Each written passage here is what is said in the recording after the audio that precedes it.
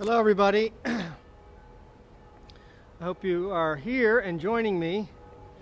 This is my first virtual walking tour with Fiorentini, so I'm trying to get the hang of this right now. So bear with me, please. My name is Robert. Okay. Don't see any contact yet, so I'll just wait to see. People are with me. Okay. Sorry to see some. Hello. Hi, David. I remember you. We're going to be passing by one of the places that you saw with me. Okay, I'm back. There was a bad connection. My apologies. So, my name is Robert, and I'm an art historian and a Through Eternity guide. I have a PhD in art history from the University of Louvain, so KU Leuven, as it's called, an old university of Belgium. And we're going to take a walking tour right now, a nice walk through parts of historical Rome. I'm going to start along the Via Giulia and then go over the Ponte Sisto, or the Sistine Bridge, into Trastevere, and then from Trastevere we're going to take a walk up onto Janiculum Hill. So, hi, Marie. Listen, guys, just bear with me, please. The connection seems to not be so great in the alleyways of Rome, but I really do want to show you a piece of the Via Giulia, which is certainly one of my favorite streets of Rome, and we're coming on to it very soon. Let me let you see.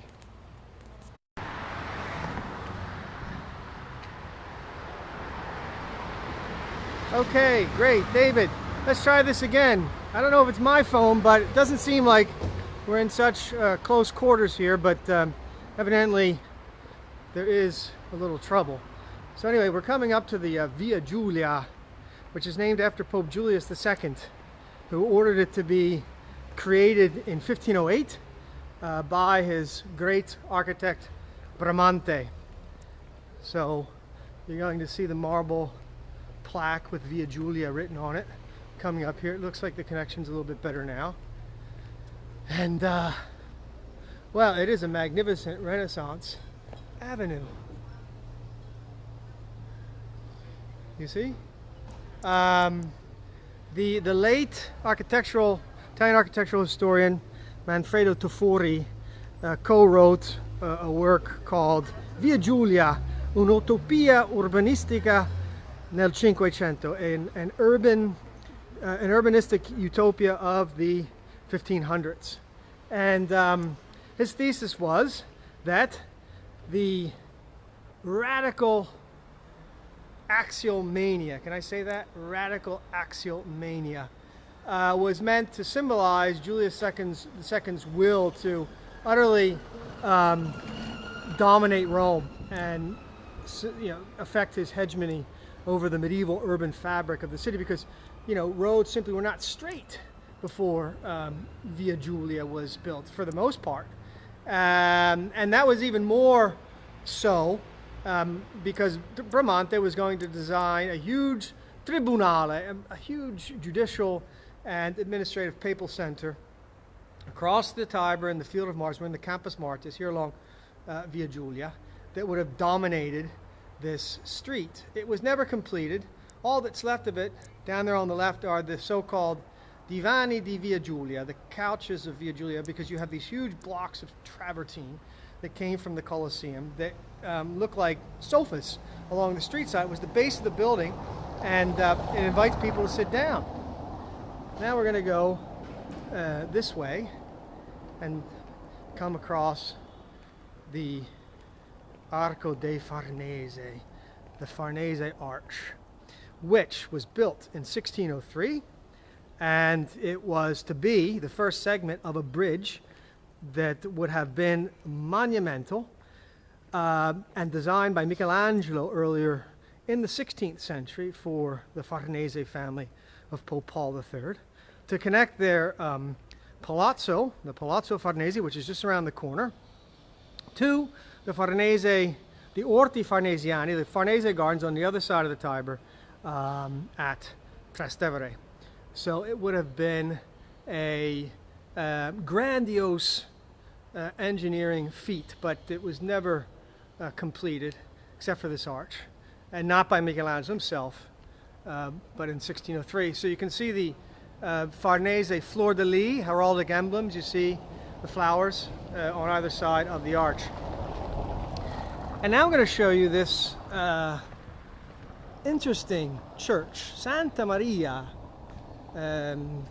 dell'Orazione e Morte. So Saint Mary of prayer and death, because you had this confraternity of priests that that eventually became an arch confraternity, and who had a church built here after the order was established in the 16th century, 1575, 1576. And they assumed the responsibility of burying corpses that had been left abandoned in the countryside. And then Ferdinando Fuga in 1737 rebuilt the church in this elegant Baroque style with the many columns of the facade. But there are two marble plaques on the church which are interesting to see, with skeletons, and in this case a dead body. The skeleton holds a clepsydra, so a sand, an hourglass, and it reads Elemosini per I poveri morte che si pigliano in campagna, 1694. And so this is sort of the gruesome reality of poverty and brigandage in the Roman countryside. People being killed or just dying from starvation, and these priests gathering the bodies to bury them. This is called a memento mori, which means you have to remember that you are going to die. And the other plaque here with the skeleton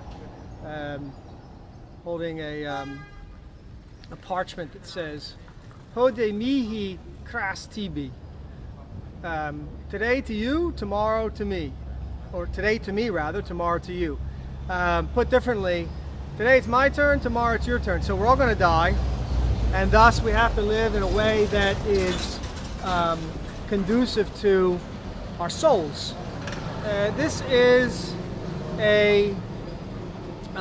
it's connected, this memento mori is connected to an ancient Greek exhortation that was written on the Temple of Apollo at Delphi, inscribed on the Temple of Apollo at Delphi, which said in Greek, gnoti seauton, know thyself, and probably was connected to the sort of ethical instructions given by the 7 sages of ancient Greece mentioned by Plato, to remind folks to live within their limits and according to moderation. And this was also something that was at the basis of, Roman victorious generals being told to remember that they were just humans during Roman triumphal processions. And then in the Counter-Reformation Catholic Church from the later 16th century and into the 17th century, it became an admonishment to obedience, piety, and faith, kind of life insurance on your soul so that you would go to heaven after death. So, memento mori, remember that you must die. Let's go this way.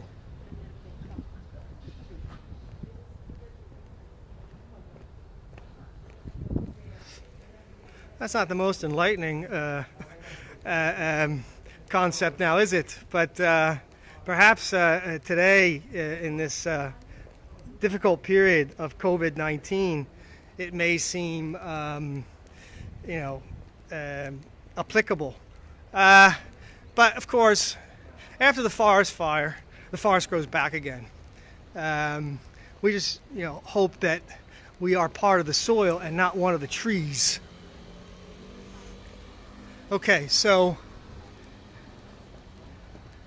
Palazzo Farnese is back over here. Okay, it's this way, which was worked on by Antonio da San Gallo the Younger and Michelangelo, and I think Vignola. But now we're coming to, on Via Giulia, Il Mascherone, the big fountain, which has this huge face on it, like a mask worn by ancient Roman actors during theatrical performances. But it has a granite tub-like basin, Egyptian granite, that apparently came from the Baths of Caracalla, and that's why it's thought that this was done in 1624. Sorry, we have the street cleaner coming by, making some noise. So the granite basin from the Baths of Caracalla, which seems to indicate that this was made in 1624, when two huge tub basins from the Baths of Caracalla in the same Egyptian granite were mounted in Piazza Farnese nearby, down there in fact, and became two fountains with the heraldic Farnese lily flower rising above them. Okay, and there's the magnificent Palazzo Farnese, the most grandiose and perfect palace of a Renaissance papal family, the Farnese, who came from Viterbo in northern Lazio. Okay, but now we're going to walk this way, and I apologize if I'm not the best cameraman, but I'm doing what I can. This is the first time, and so I hope it's not too bad.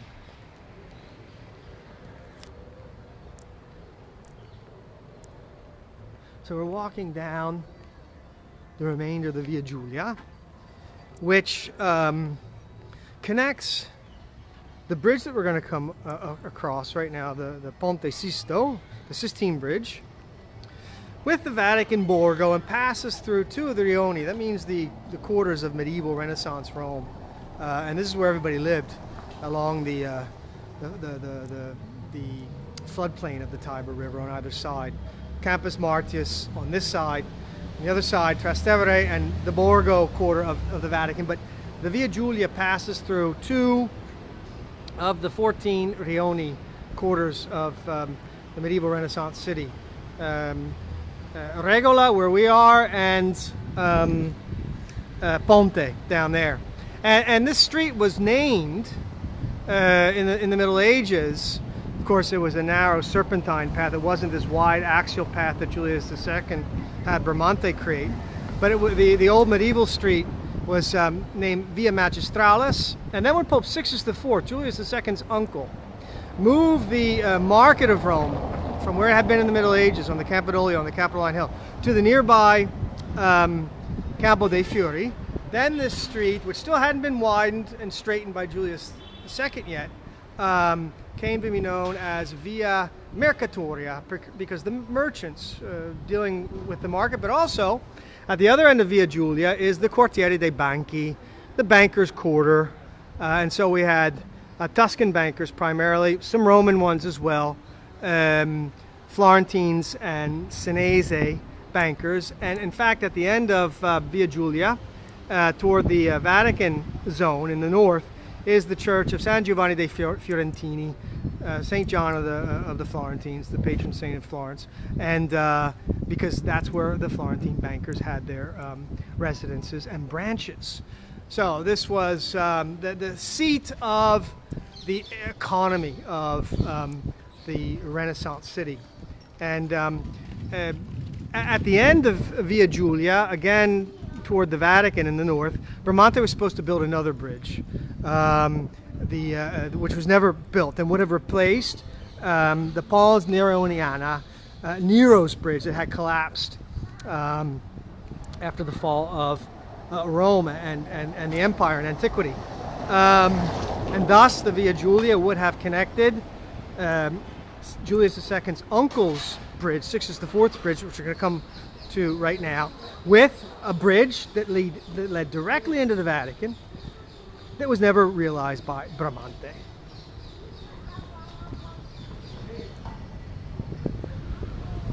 Okay, it's a lovely temperature right now. I'd say it's about 65 degrees, maybe a little cooler in the shade, 60 degrees in the shade, and lovely sun. Look at these beautiful Roman facades with their pastel Mediterranean colors. Of course, we're walking on the San Pietrini, the lava rock basalt stone cobbles of Rome.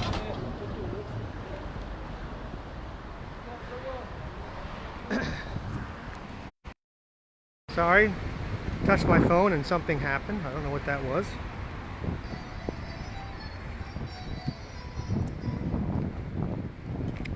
Yeah, it's a beautiful light. It's a nice Mediterranean light in October.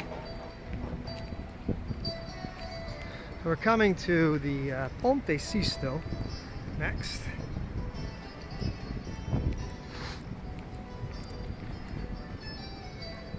And, we have a little music serenading us right now. Ponte Sisto. This is the first stone arch bridge since the Roman Empire that was built across Rome's Tiber River for Pope Sixtus IV della Rovere, and that's after whom it's named. So Ponte Sisto, the Sistine Bridge, and it was built between 1473 and 1479 for the Jubilee year. That's a Catholic holy year in 1475. And of course, Sixtus IV is famous because he built the private papal chapel at the Vatican, where today popes get elected during the cardinal conclave. Pope Sixtus IV. The bridge has a series of Roman-style arches in travertine stone that were taken from the Colosseum. So the Colosseum was good pickings in the Middle Ages and the Renaissance for limestone to build stuff. And it has these anvil-like piers that allowed for the water during the, particularly during the flood period in the winter, to when the water's raised and the current got very strong, just to be channeled through the archways and not pull the bridge away. And in the center is the occhione, or oculus, like the center of the top of the Pantheon's dome, an open circle, the big eye, and that allowed also water to pass through when necessary. I like this music. Now, that's what I wanted to say. The Sistine Bridge replaced an ancient Roman bridge, several Roman bridges in fact, that probably goes back to the time of Marcus Vipsanius Agrippa, the lieutenant of Emperor Augustus, who in 12 BC built the Pons Agrippae, also referred to in an ancient source as the Pons Aurelius, to connect the ancient Trans Tiberum, that's Trastevere Quarter, where we're going next on the other side of the river, with the Campus Martius on this side of the river. And then that bridge was totally rebuilt ex novo as the Pons Antonini. Pons means bridge in Latin. And that was either done by Antoninus Pius or Antoninus Caracalla. The name of the bridge could refer to either of those Roman emperors. And then that was replaced by the Pons Valentiniani, or the Valentinian Bridge, around 370 was when that was constructed, which was then either knocked down or swept away by the floodwaters in 772 during the Middle Ages. If it were knocked down, then that would have been connected to the Longobard king Desiderius's troops capturing Rome and deposing the anti-pope Constantine. Okay, so here is our inscription, our Latin inscription that tells us what we need to know about this bridge. And indeed, this is what it says: Sixtus IV, Pontifex Maximus, for the benefit of the Roman people and the multitude of foreigners, so pilgrims, coming to the Jubilee, has rebuilt this bridge, which they deservedly called broken, ruptum. You see, ruptum right there. From the foundation with great care and expense, and desires that from his own name it be called Sixtus. This inscription was drawn up by Bartolomeo Platina, who was Sixtus IV's humanistic librarian. Sixtus IV had enlarged and reopened the Bibliotheca Apostolica Vaticana, which I spent countless hours in doing my dissertation research at the Vatican, the Pope's Apostolic Vatican Library, which was begun or inaugurated by Pope Nicholas V about 1450, so in the middle of the 15th century, the Quattrocento.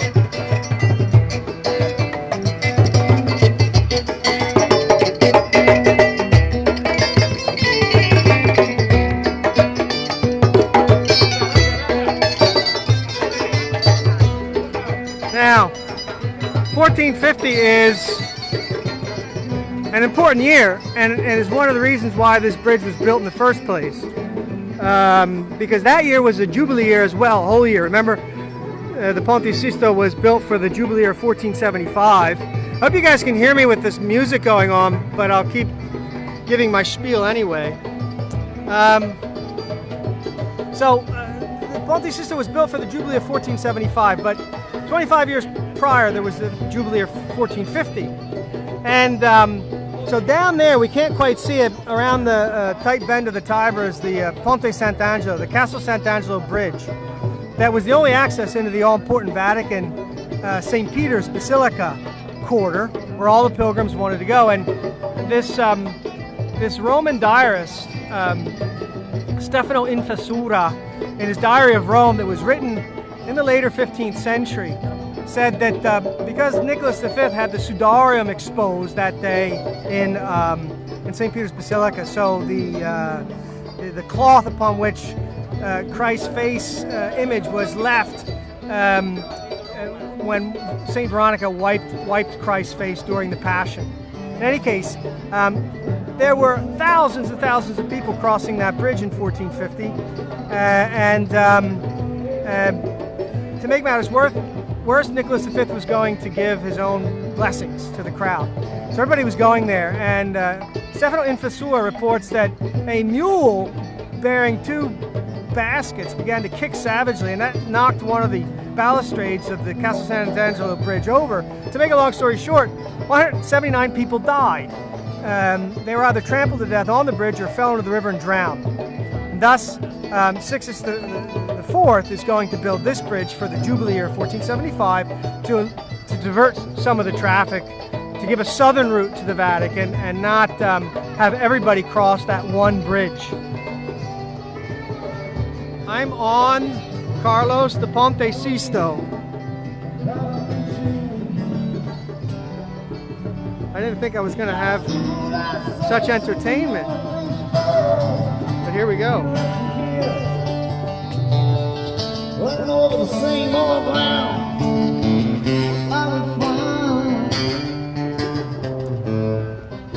Okay, I know I'm supposed to have my mask on, but you wouldn't be able to hear me with this mask on right now. I do wear it all the time, but you see, my voice is too muffled. So I'm just winging it without it, and if any police come around, I'll put it on real quickly. I'm not going to get near anybody, so don't worry.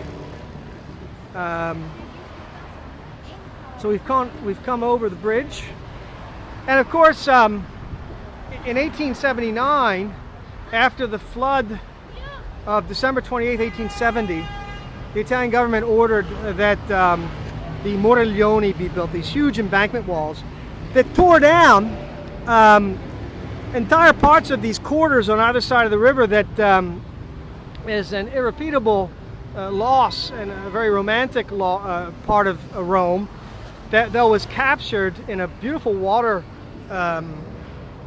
these are the Muraglioni here, a watercolor series in the 1870s by Ettore Rosso Franz, which are kept in a museum in Trastevere, the Museo di Roma, and they're just brilliant, and they show the waterfront and other places that were destroyed in, let's say, the modernization of Rome after it became the capital of Italy after 1870. So the devastating flood of 1870 led to the building of these walls, and that's going to transform the whole waterfront and make it not any longer intimately connected with the city. But it was a trade-off.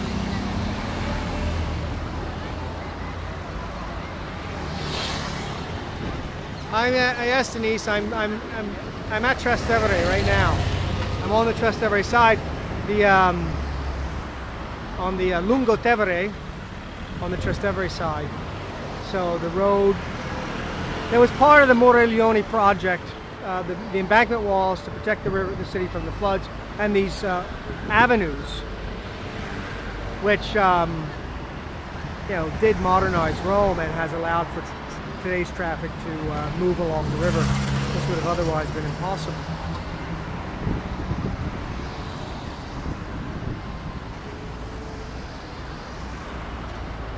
And we're going to Piazza Trillusa next.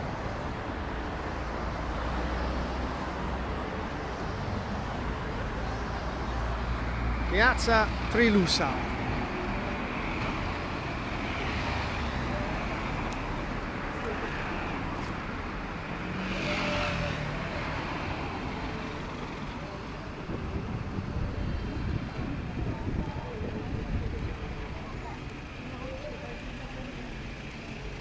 And so here we come to into Trastevere, ancient Trans-Tiberum. That literally means in Latin across the Tiber or beyond the Tiber. And Piazza Trillusa is a kind of vestibule into the old Trastevere quarter, which was the only part of ancient Rome on this right bank of the Tiber. In other words, the Vatican to the north was not. And consequently, it's ancient. And today it is a lively quarter. Anybody who's spent time in Rome knows that in the evening, particularly on the weekends, you have lots and lots of people out. Romans, many Romans, tourists too, who come to the many bars and restaurants of Trastevere. Anyway, take a look at this fountain from 1613 of the Aqua Paola, the Pauline Aqueduct, which is really the continuation of Trajan's aqueduct from the early 2nd century. And it brings water from north of Rome to the Trastevere quarter. And Paul V in the early 16th, 17th century had the ancient aqueduct of Trajan restored. And so this fountain is one of the fonts of sources of that water as it arrives in Rome. Now, the architects who designed the fountain were Ivan van Santen and Giovanni Fontana, if I'm not mistaken. So Van Santen and Fontana. It has a Latin inscription up above, which reads, Paul V, Pontifex Maximus, through his own generosity, arranged that water at the top of the Geniculum by channels was led over the Tiber for the entire city's use in the year 1613, the 8th of his pontificate. In fact, Citra Tiberum indicates that the water is already across the Tiber here for the whole use of the city, totius urbis usi. And so what that means is that this fountain was moved here in 1898 after the Moriglioni were built, because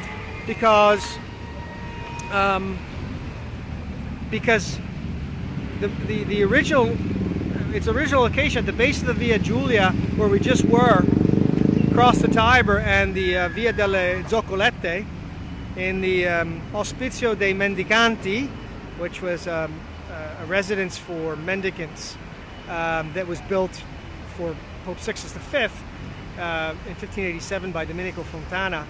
So that fountain was right there in front of it, on the other side of the river. But all that area was wrecked. The fountain was disassembled and reassembled here. And then the Ospizio dei Mendicanti was set further back and built on a somewhat larger scale. So that's why this fountain is here. Okay, Piazza Trillusa is, of course,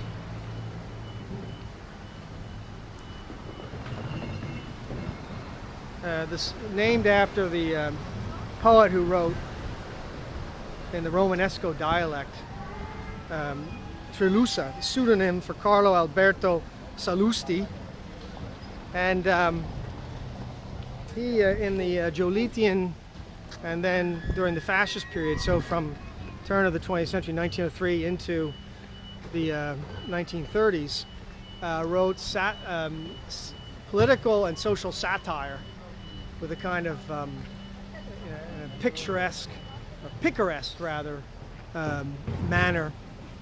And so this is his monument here, and it's got something from one of his writings called "In the Shadow." So it's always in the first person. He's seated in the shadow, and it's really brilliant when you think about it, and so irreverent, and just it's such a Roman attitude. For anybody living here as I have for 25 years, you can relate to this. Mentre mi leggo il solito giornale, sparacchiato all'ombra di un pagliaro, vede un porco e gli dico addio maiale, vede un ciuccio e gli dico addio somaro. Forse ste bestie non mi capiranno, ma provo almeno la soddisfazione di poter dire le cose come stanno, senza paura di fini in prigione. So there's a bit of Risorgimento patriotism here, and remembering of the briefly established Republic of Rome, the Repubblicana Romana in 1849, because he's out sitting underneath the shade of a barn, and he says he's reading his usual newspaper, and he sees a pig go by, and he says, "Siu maiale," or "Adieu maiale," "Farewell maiale," pig. And then he sees a mule, or a young donkey go by, and he says, "Farewell mule." And then he says, maybe these beasts won't understand me, but at least I'll have the satisfaction of saying things as they are without being afraid of getting thrown into prison. So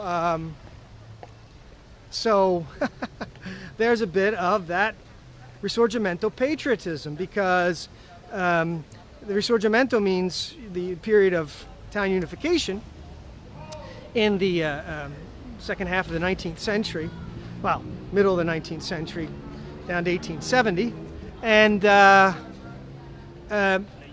the independent states of Italy that had existed since the Middle Ages were taken down, and the country was unified. Rome was, of course, up until Italian unification, the capital of the Papal States. And let's just put it this way: people weren't allowed to say what they thought on the street all the time, or else you did risk getting slammed into the papal prisons. So he's saying that he likes the fact that he can, basically tell people what he thinks without having to worry about being thrown into prison. And this was, of course, the Enlightenment principles that were basically democratic and based on civil rights that emerged in the early period of unified Italy. That all changed with fascism though, but anyway, that's what he was on about. So here we go.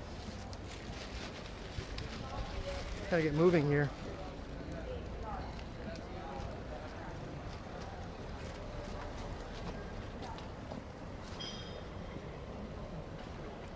No, I've never done, sorry Cynthia, the Angels and Demons story because I haven't read the book, so I don't know anything about it.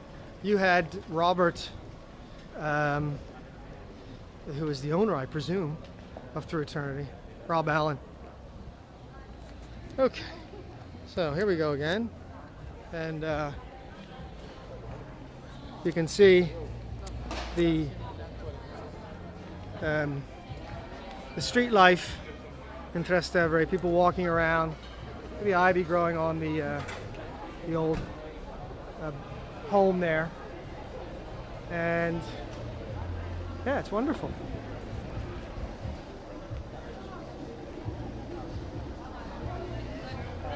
Okay, we're on this Via di Santa Dorotea, St. Dorothy Street or way, and we're coming upon the fabled house of La Fornarina. La Fornarina.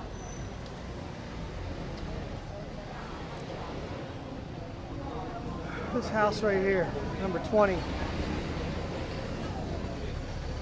Via di Santa Dorotea. You see this one right here? La Casa della Fornarina. Fornarina means baker's daughter, and tradition says that from that window up there, that Gothic style window, she would meet her lover, the great painter Raphael. And it does sound rather Shakespearean, doesn't it? Like Romeo and Juliet. That's why it's certainly more legend than fact. Anyway, she may have been a cortigiana. Rome was full of them at the time.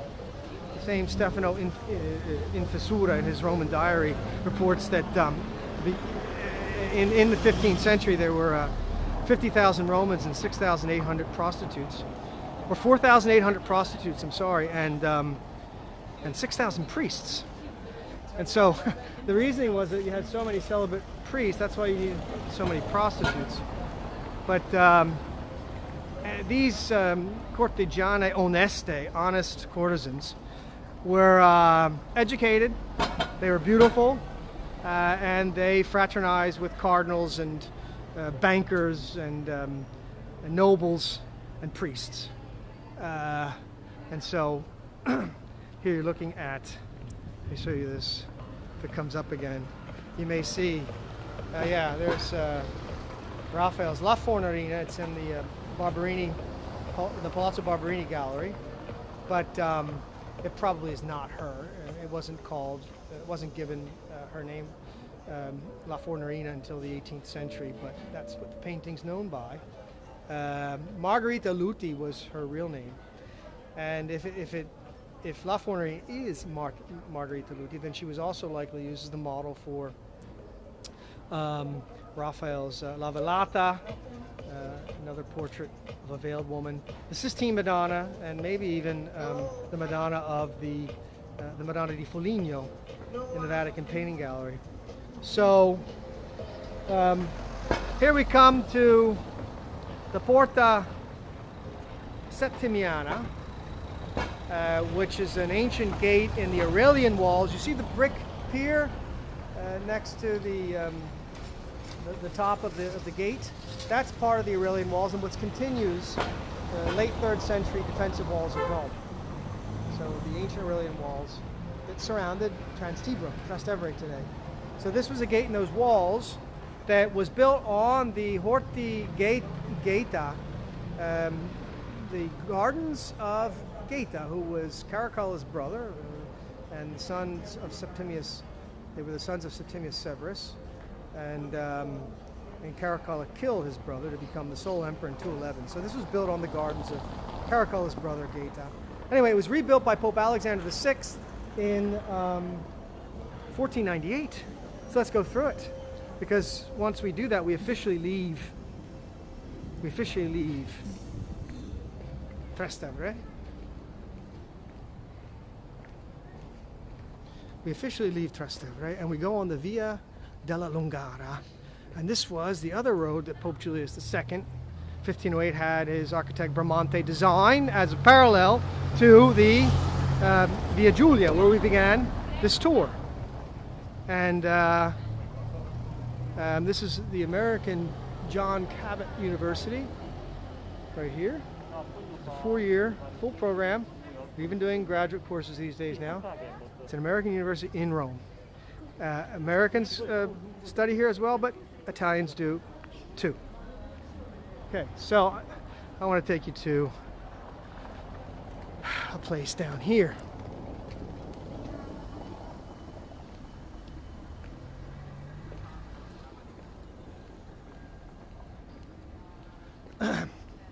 Now we're looking at the Palazzo Corsini, Galleria Corsini, which was originally the Palazzo Riario, built by a nephew of Pope Sixtus IV in the late 15th century, and where this wild woman, Queen Christine of Sweden, in 1669 resided, and she had a court of literati, scholars and literary figures, poets, that would change the course of Western art and poetry in the coming 18th century, which I can say something more about when we go up to the Janiculum Hill. But anyway, in 1723, it was this property. I'm sorry, 1732. This property became bought by Cardinal Neri Corsini, and he had Ferdinando Fuga rebuild it. So it is now called Palazzo Corsini, and it has an art gallery inside that's very nice, and a library, the Biblioteca Linciana Corsiniana. So it's a public library, but it's in a very, very beautiful hall, and it's great to come and study here and to use it. And behind the Palazzo Corsini is the Botanical Gardens of Rome that extend up the Janiculum Hill. We're going to finish this tour. Okay, but I'll take you down.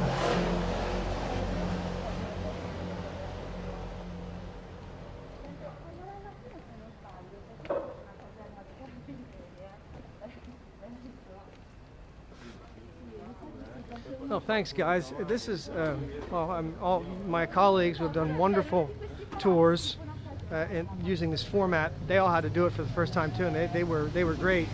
I was a bit ambivalent, honestly, about doing something like this because I don't feel too comfortable with the camera, but I hope it's not too bad for you guys.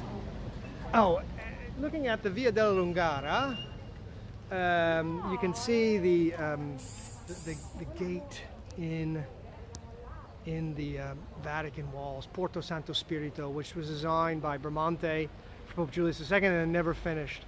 So from the Porto Santo Spirito, or from the Porta Settimiana to the Vatican at Porto Santo Spirito. And so it's another way that Pope Julius II was able to sort of physically get his grips on the city by these nice roads that were also going to be connected to the Sistine Bridge that we just saw, Uncle.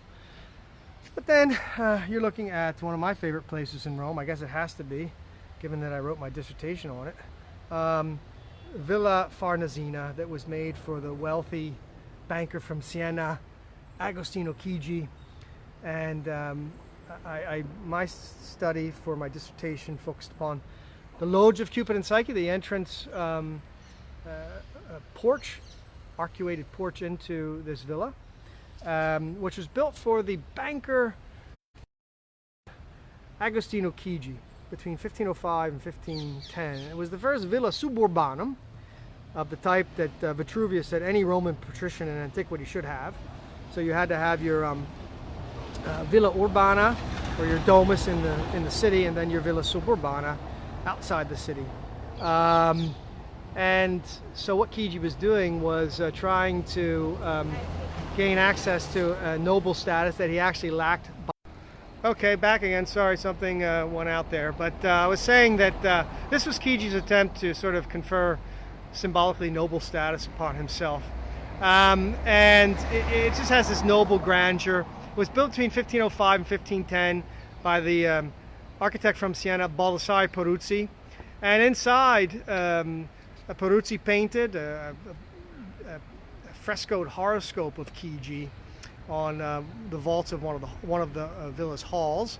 And then Raphael and an artist from Venice named Sebastiano del Piombo, and other members of Raphael's workshop, and an artist from Siena named Sodoma. All these famous artists from the Renaissance, in particular Raphael, painted inside this complex. So Chigi was a great patron of the arts, and he was a member of the Papal Curia, the Papal Court, and financed the wars of Pope Julius II and the pleasure activities of Leo X de' Medici, Julius's successor, in the first couple of decades in the 16th century down to his death in 1520. Now, my study and my dissertation was about the myth of Cupid and Psyche that Raphael and his workshop painted on the entrance loggia vault. It's a myth that comes from the 2nd century Roman writer Apuleius's Metamorphoses, also known as the Golden Ass. And I studied the reception of that myth from the late Middle Ages. The Renaissance found out that everybody was reading it as an allegory of the soul's quest for immortality, let's say, and then it was brought into the Hermetic tradition, connected to alchemy. So I thought that maybe that's the way to go to see if we can interpret some of the hidden sense in the artworks. Also because in a eulogy poem that was published in 1512 in Latin, Blasio Palladio's. Sorry, back again. So real quick, after and then we'll go up to the Janiculum Hill. In the Suburbanum by Blasio Palladio of 1512 that celebrates the Villa Farnesina of Chigi, he's talking about the frescoes inside, and he says, but having admired the work, now I desire that you marvel at that which is hidden under it, and the story that is weighted with a hidden sense, which is an unambiguous confession that the cultured viewers, members of the papal court that came here, and the artists like Raphael, understood the myths as having esoteric meanings. Anyway, that got me thinking about perhaps we should look for, that which is weighted with a hidden sense in the loggia of Cupid and Psyche, and so that's what my dissertation was about.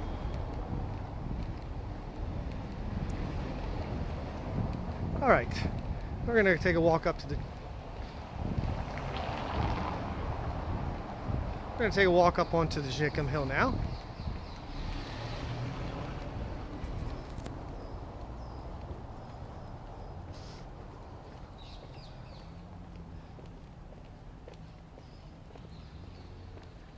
Back through the Septimian Gate, Porta Septimiana. And then we're going to turn up the Via Garibaldi. And that will get us up to the Geniculum.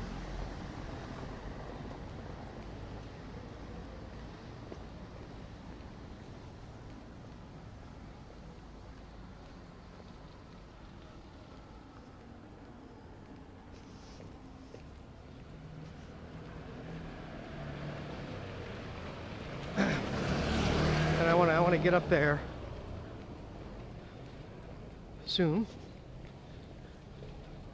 but there are a couple of things that I can show you as we move along.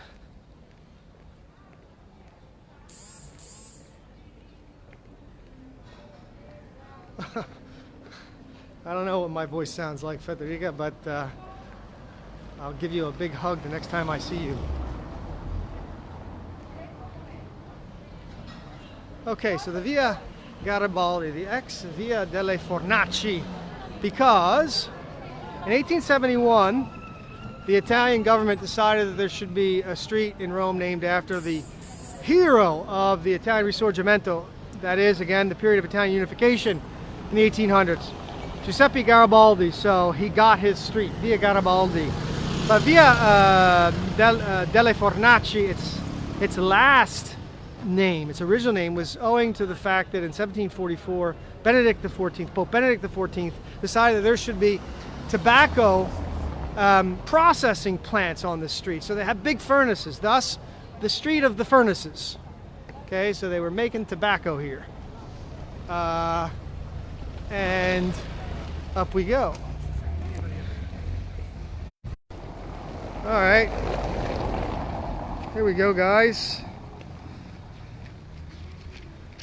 Now, this orange building here is really interesting. Let's take a look at it.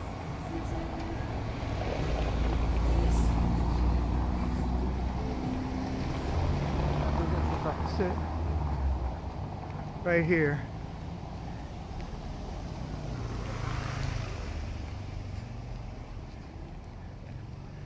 It's the residence of the Pericolanti, the young girls who were in danger because of their poverty.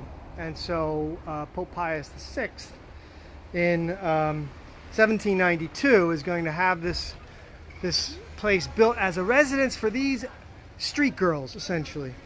And the Latin inscription above, once again, tells us that Paul VI, Pontifex Maximus, having built a residence to house for the use of the urban girls,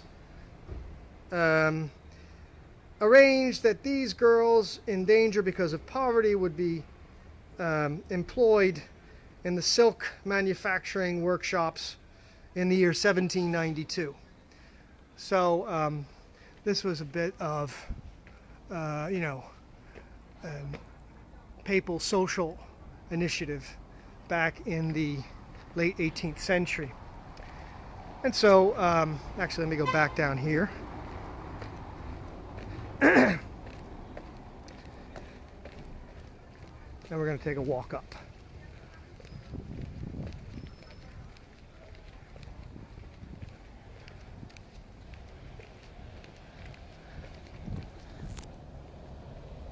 And look at this Madonnella, the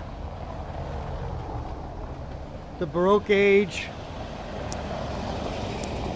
Madonna in the frame with the baldachin above, reminding us that this, of course, is the city of the papacy, and that her presence throughout the city and the Madonnelle, like this one, was meant to give her blessings and protection for all passers-by. Okay, now we're just going to go up onto Mons Janiculum, the Janiculum Hill.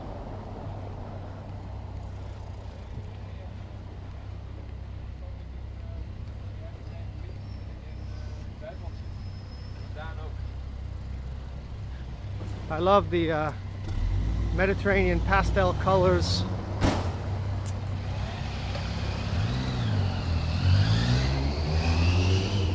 of the facades of the buildings of Rome.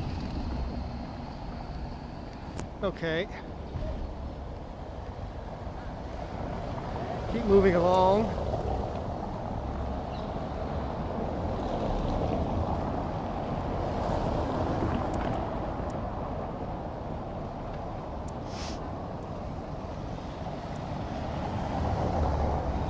The Geniculum Hill is not really officially a Roman hill, and it wasn't occupied by the Romans before Ancus Marcius, I believe it was the fourth king of Rome. Third king of Rome. I can't remember if it was the third or the fourth right now. So many things going on in my head. but that's when the Romans occupied the Janiculum. It was really accessory because it was above Trans Tiberum, but did act as a natural defense for people coming down from the northwest. And it has an interesting history and name, Geniculum, which I'll share with you. But as we go by here, let's take a look at the this church here, this church facade, and the convent church of Santa Maria dei Sette Dolori, Saint Mary of the Seven Sorrows. And it is rather, wait a second, Borromini-esque, isn't it? Borromini, the great architect of the Roman Baroque age in the 17th century, because it's in fact designed by Borromini, Francesco Borromini, during the times of Pope Urban VIII Barberini in 1642. And look at the nice, simple brickwork. You know, his architecture wasn't clad in marble, but which, you know, makes it less luxurious, but the design speaks for itself with these beautiful concave and convex curves. This is probably his least known church in Rome, but I always have to stop and look at a building by Borromini.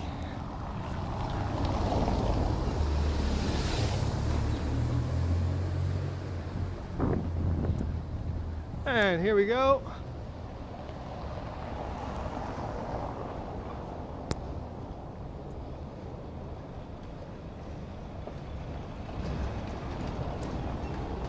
So, I'll show you something up here along the way.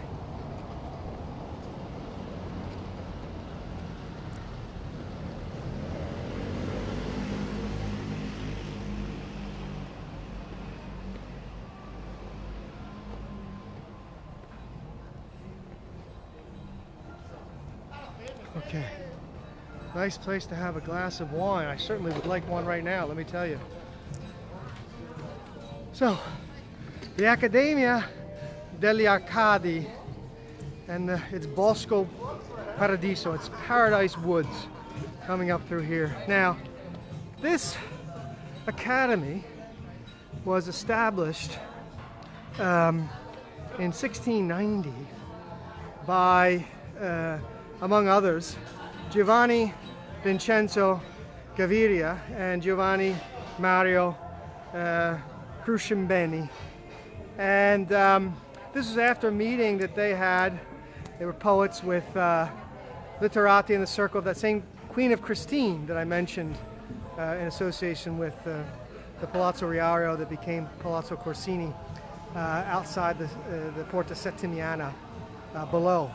Anyway, they decided to found this new academy called the Arcadi, so named after mythical Arcadia in the Peloponnesus Peninsula of Greece. And their ambition was to eradicate what was considered the ugly Baroque style. And they all took names upon, pseudonyms upon themselves based on names in Greek pastoral poetry from antiquity. And basically they forged the path for neoclassicism. Neoclassicism in 18th century European literature, architecture, and art. So what they did was rather visionary. And the architects were Antonio Cannavaro and Giovanni Azzurri. Initially they had their academy's headquarters in the gardens of Christine of Sweden, and then they moved to the Esquiline and then the Aventine Hill, and after 1725 they moved up here to the Janiculum and forged the path for the neoclassical movement in Europe, at least one path along which neoclassicism emerged. Okay, let's go up this way. I know I was ambitious today with what I wanted to do.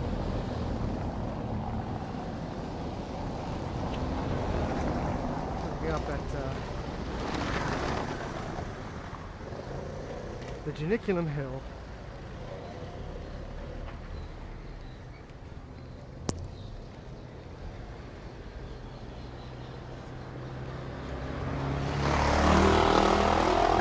I used to walk up here an awful lot when I was doing my dissertation research, because on the Geniculum Hill is the American Academy, which has a great library in Rome, and where a number of American scholars that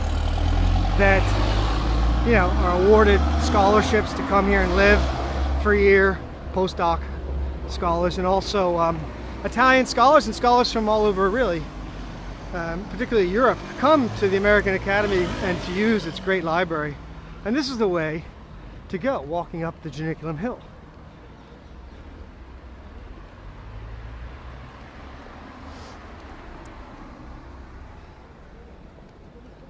The view up here is just spectacular as well. See, we're going up the Via di San Pietro in Montorio, St. Peter, on the Golden Mount or Hill. In the Middle Ages, in fact, the Janiculum Hill, owing to its ochre-colored volcanic rock, was known as the Mons Aureus, the Golden Hill.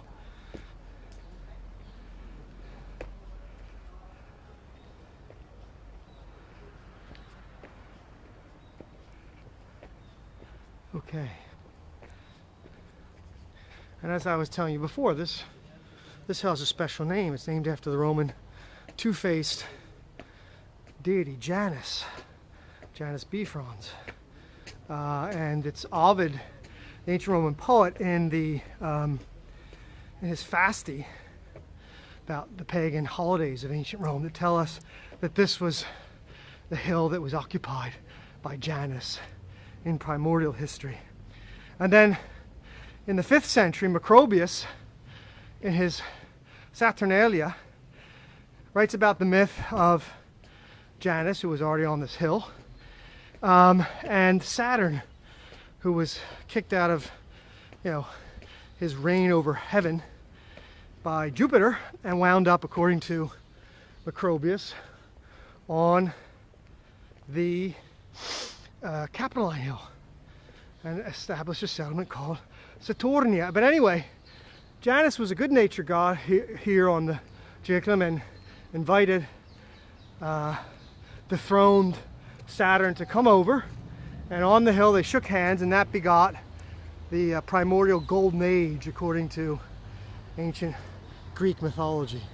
So that's all associated with the Janiculum Hill in the mythology. And then we have the Church of San Pietro in Montorio, which was rebuilt during the times of Pope Sixtus IV, 1480. Again, the builder of the Sistine Chapel.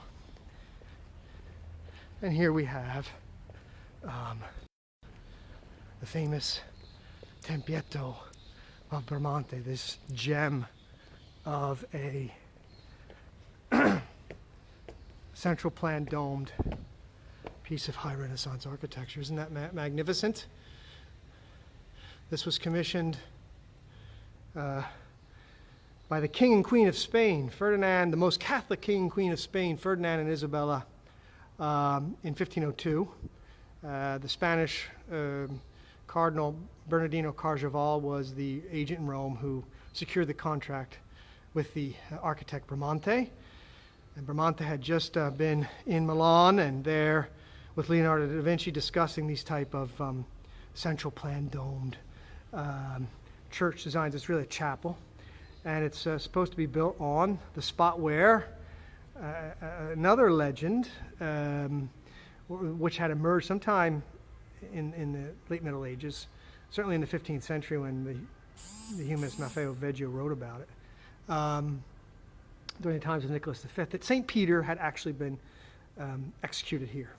Peter, the apostle of Jesus Christ and the first Catholic Pope. The older tradition said that Peter was crucified upside down in the Vatican Circus, but The new tradition at that time said that he was crucified here on the Janiculum Hill. Maffeo Veggio wrote, "Inter duas metas," between the two metae. I'll say something about that again in a moment. So this is going to be a fitting monument that is using the classically inspired geometry of antiquity, like in the Pantheon, the relationship between the height of the Pantheon's rotunda and the dome is the same relationship that we have between the second order base and the dome here. And it also reminds us of the commensurability in the harmonious proportions that were being employed to architecture at the time by Bramante in the High Renaissance, taken from the ancient, in part, concept of Vitruvian man that was itself connected to the idea that from Protagoras, an ancient Greek philosopher, that man is the measure of all things. So the idea of proportions of the human body can thus be used to create commensurability, harmony through proportional relationships in buildings like this. And that's what Bramante was doing, which is absolutely amazing. And there's so much more I could tell you about the Tempietto, but I don't have time to do that. So I'm going to show you over here real quick, and then we're going to finish the tour soon, just a little bit further up on the Geniculum Hill. This is part of the mythopoesia, the poetic, legendary, alternative history of Rome that simply existed in the Middle Ages and the Renaissance. So if we look, and that gives rise to stories like St. Peter being executed here. But that's Castle Sant'Angelo at the edge of the Tiber River in the Vatican area, at the beginning of it anyway. And there used to be a pyramid next to it that was known as the Meta Romuli, or the Tomb of Romulus, that was torn down in 1498 for Pope Alexander VI Borgia to build a street or road. And so that was one of the metae, the canonical pyramid-shaped forms, in this case a real pyramid. There were also at the end of ancient Roman circus racetrack spines like the Circus Maximus or the Vatican Circus, where the more ancient tradition said Peter had been crucified. So anyway, that pyramid down there was balanced by another pyramid that we still have, because remember, Alexander VI tore the pyramid that was supposed to have been the tomb of Romulus, but of course it wasn't. That's just what they believed in the Middle Ages. And another pyramid that you can actually see, but you won't be able to see it with my camera, that we have, that was known at the time, it's in the Aurelian Walls, the famous Piramide, the St. Porta San Paolo, St. Paul's Gate at the Via Ostiense. But in any case, that was thought to have been the Middle Age, the Meta Remi, the Tomb of Remus. And so, inter duas metas, that means between the two pyramids, in the humanist Veggio's thinking, and the ideal central spot of those two pyramids, the Metae, would be right here where Bramante built the Tempietto, and that's how they located St. Peter's execution spot. What was reported to have been, because it was said to have been inter duas metas, between the two pyramids or the Metae. Now this is a cannonball inside of the church from June 3rd, 1849, when Garibaldi's Italian troops were overwhelmed by the French. Because earlier that year, under the triumvirate of Mazzini, Saffi, and Armellini, the Repubblica Romana, the Roman Republic, which was going to be a democratic state, no death penalty, that sort of thing, was established. The Pope was exiled to Gaeta, and the conservative powers in Europe, which were absolutist, like France at the time, came to reestablish the ancient regime, let's say, in this case the Pope's temporal power. And the Italian republics, the Roman Republic's troops under Garibaldi, they put up a valiant defense of Rome, but they were overwhelmed. And on June 3rd, the French was able to get the upper hand, and Pius IX was reinstated as ruler of Rome. Eventually, though, Rome fell in 1870. papal Rome fell in 1870, became the capital of modern Italy. Many patriotic Italians and Romans died during this battle, and this cannonball is testimony to the battering of this church, San Pietro in Montorio. Okay, last thing. Il Fontanone.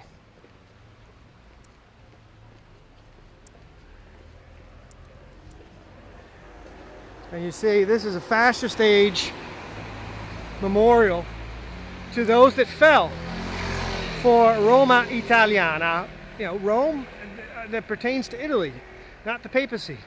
In 1849 and then again in 1870 when, you had the breach in the Aurelian walls by Via Nomentana.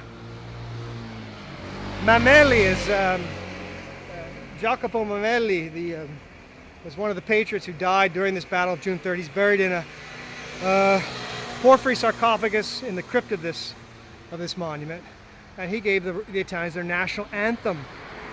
So, Il Canto degli Italiani. Mameli was just 21 years old when he was killed to preserve the Roman Republic. Now, we're finishing, guys, I promise. I want you to see this view. I know I've gone over time. I hope I haven't gone over my welcome. I don't know what I'm doing. This is the first time I was doing this. I'll get it right next time.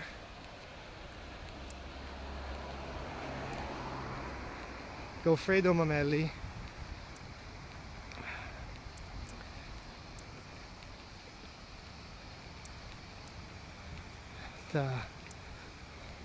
The great Fontanone, or the fountain of Paul V, the Acqua Paola, which is really the Acqua Traiana, using marbles and granite that came from pagan ruins of ancient Rome to build this magnificent fountain. After Trevi Fountain, it is the largest fountain of Rome. And you have this fantastic view over the city, and it's getting a bit dark, but hopefully the light here will still be very suggestive. And whenever I'm feeling blue, like nobody loves me anymore, I come up here and I take solace in this gorgeous view. Isn't that special?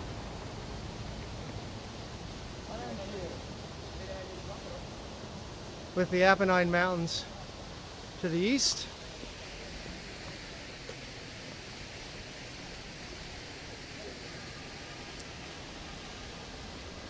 Up here. And it's just a heartwarming place to come to.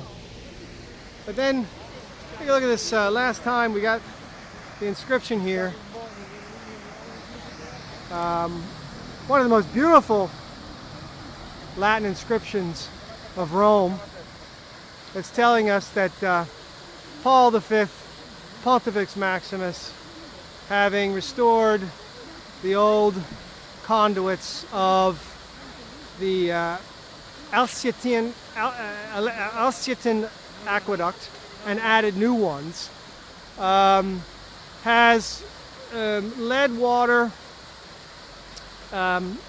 collected from the most salubrious springs in the Bracciano territory from the 35th milestone to here. Now there's a glaring mistake in this inscription, because it's saying that the aqueduct that was repaired was the Acqua Alsiatina, the Acqua Alsiatina, the Alsiatine aqueduct, which was the one that Augustus built late 1st century BC to bring water to his Naumachia, which is where they had gladiator fights in boats near San Cosimato in Trastevere today. But that's not the aqueduct that was repaired. It's actually the aqueduct of the Emperor Trajan, as I mentioned before. And that's the water that goes down to Piazza Trillusa, and then by way of pipes within Ponte Sisto itself, arrives on the other side of the a river at the area around Via Giulia that we visited before when we started this tour. So, I hope you guys enjoyed that. It was the first go. I did enjoy it too. Bye-bye. I hope you guys can come to Rome soon, and that we're all part of the soil and not the trees. So take care.